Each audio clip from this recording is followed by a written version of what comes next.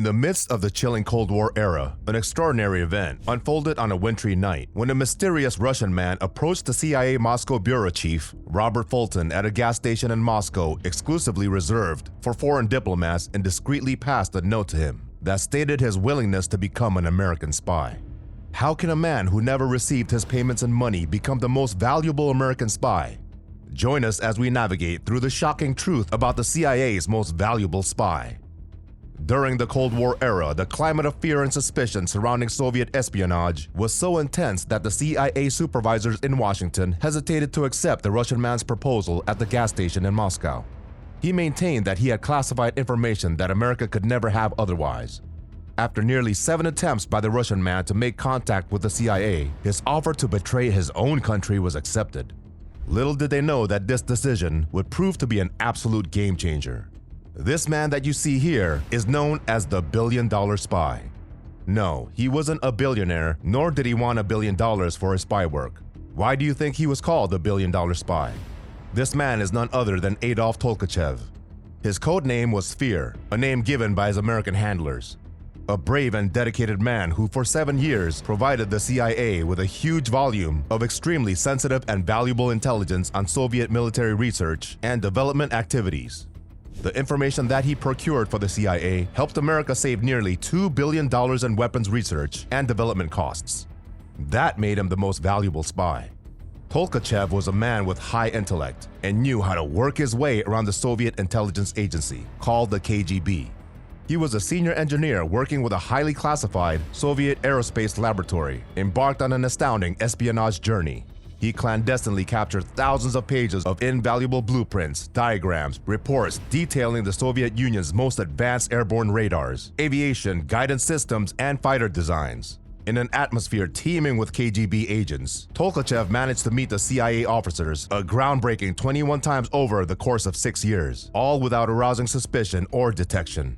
What did Tolkachev do that made him an unparalleled asset in the eyes of the CIA?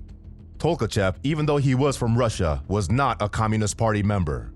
He believed that his access to valuable information could contribute to the cause of the West. Tolkachev felt a growing need to take action against the oppressive system. Concerned about potential repercussions for his family, he patiently waited until his son was older before deciding to be a spy. Tolkachev had a son named Oleg, and fulfilling his wishes was his topmost priority. He requested Western rock and roll, stereo equipment, reliable access to Western radio broadcasts, drafting materials, books on architecture, and various other items for his son. The CIA did everything they could to fulfill his wishes, as they knew it meant a lot to him, because money couldn't buy happiness in the regime of the Soviet Union, where commodities were scarce, and this is why Tolkachev never wanted money for his work. Considerable planning was required to establish a contact routine for the Tolkachev operation, where face-to-face encounters were preferred over dead drops.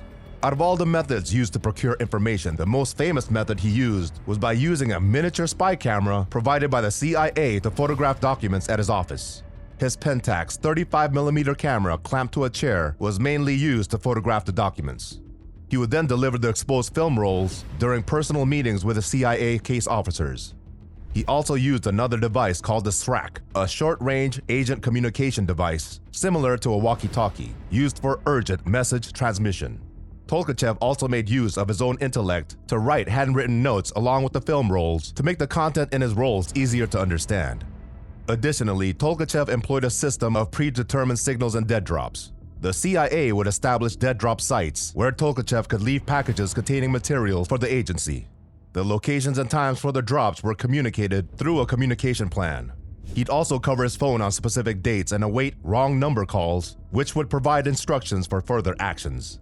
However, Tolkachev always feared that the dead drops would be discovered and the potential documents could be traced back to him, and this is why he always preferred personal meetings. Even though everything was going smoothly, Tolkachev always feared being caught. He asked the CIA for a suicide pill filled with cyanide that he could use if he ever got caught by the KGB.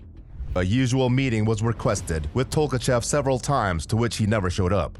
He'd been missing for days and the CIA knew nothing of his whereabouts. Something was wrong. Someone had tipped the KGB about Tolkachev and his dealings with the CIA. He was ratted out by 2 CIA employees who had a strained relationship with the CIA. He was arrested in the first half of 1985 and taken to the most brutal prison in Moscow.